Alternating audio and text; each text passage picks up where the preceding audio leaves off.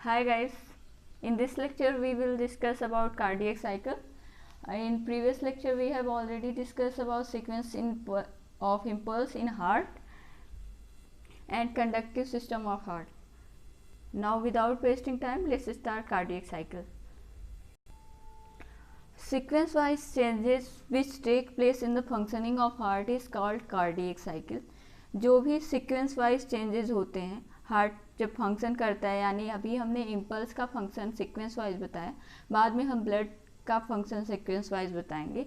तो जो भी हार्ट फंक्शन करता है सीक्वेंस वाइज जो भी फंक्शन होता है कि पहले ब्लड डीऑक्सीनेटेड ब्लड ऑरिकल्स में आता है, राइट ऑरिकल से, फिर राइट वेंट्रिकल्स में जाता है, फिर लंग्स में जाके ऑक्सीजनेटेड होता है, उसके बाद लेफ्ट ऑरिकल्स में आता है बाय पल्मोनरी वेन, और लेफ्ट ऑरिकल से जो है वो लेफ्ट वेंट्रिकल में चला जाता है।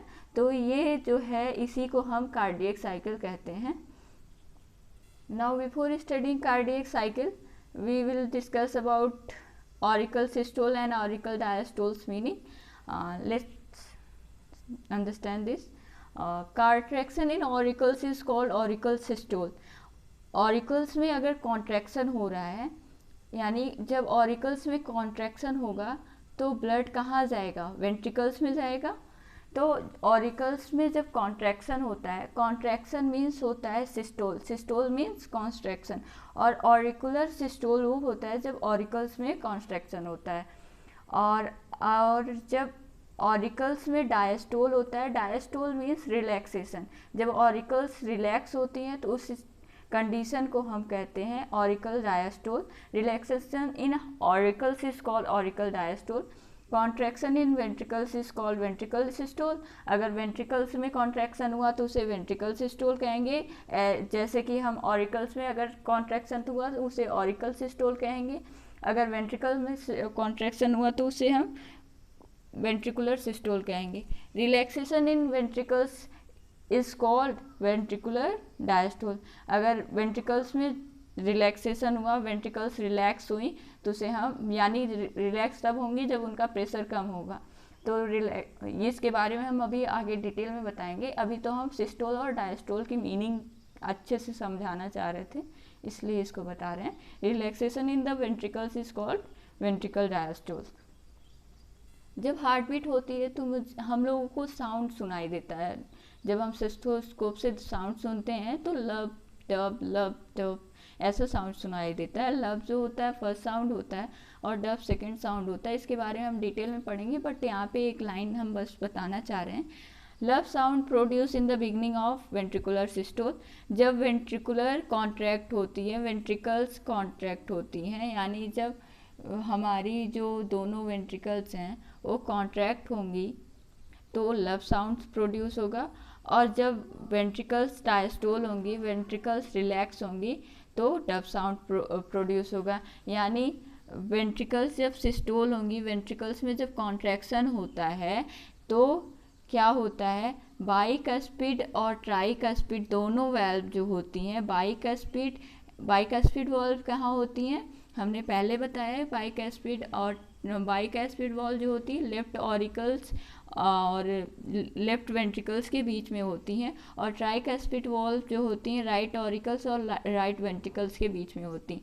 तो जब वेंट्रिकल्स में सिस्टोल होता है, यानी कॉन्ट्रैक्शन होता है, तो हमें लब साउंड सुनाई देता है, और जब वो लब साउंड प्रोड्यूस करती हैं, और जब वेंट्रिकल्स जो है डायस्टोल करती हैं यानी रिलैक्स होती हैं, तो हमें डब साउंड सुनाई देता है। जॉइंट डायस्टोल तो सब पढ़ लेते हैं, लेकिन उनको समझ में नहीं आता है कि जॉइंट डायस्टोल है क्या। तो जॉइंट डायस्टोल के बारे में 3-4 पॉइंट्स हैं, वो भी हम क्लियर कर लेते हैं। तो उसके बाद डिटेल में कार्डियक साइकिल के बारे में पढ़ें, जिससे आपको कोई भी प्रॉब्लम ना आए जब हम कार्डियक साइकिल डिटेल में पढ़ें। Time period during which entire heart is diastolic phase, यानी ब्लड फिलिंग फेज में होता है तो उसे जॉइंट डायस्टोल कहते हैं। वो टाइम पीरियड जिसके दौरान जो हार्ट है वो डायस्टोल फेज में हो, यानी वो रिलैक्स फेज में हो, तो यानी जब ब्लड फिल होता रहता है, यानी हमारी जो कैनाल्स हैं उससे ब्लड आता है, ऑरिकल से ब्लड वेंट्रिकल्स में जाता है, एकदम सामान रहे, रिलैक्स रहे, कोई भी कॉन्ट्रैक्शन ना हो, कोई भी ज़्यादा प्रेशर ना हो, तो उसे जॉइंट डायस्टोल कहते हैं। Time period during which entire heart is in diastolic phase, यानी कि that is blood filling stage, is called joint diastole. Blood from veins flow into auricles, vein से जो है ब्लड ऑरिकल्स में जाती हैं और from auricles flow into ventricles. Joint diastole की कंडीशन में क्या होता है, जब हमारे बॉडी में हमेशा जॉइंट डायस्टोल होता रहता है, यानी ब्लड हमेशा फिल होता रहता है, तो एक ऐसा टाइम आता है जिसकी जब जो ऑरिकल्स और वेंट्रिकल्स दोनों जो हैं वो डायस्टोलिक फेज में रहते हैं, यानी वो रिलैक्स फेज में रहते हैं। तब क्या होता है, जो वेन्स होती हैं, वेन्स के थ्रू ब्लड जो है ऑरिकल्स में आता है और ऑरिकल्स से ब्लड वेंट्रिकल्स में जाता है। ड्यूरिंग जॉइंट डायस्टोल के दौरान क्या होता है, कस्पिड वॉल्व यानी ट्राइकस्पिड एंड बाइकस्पिड जो होती हैं वो ओपन होती हैं, लेकिन जो सेमी ल्यूनार वॉल्व है वो क्या होती है, क्लोज होती है।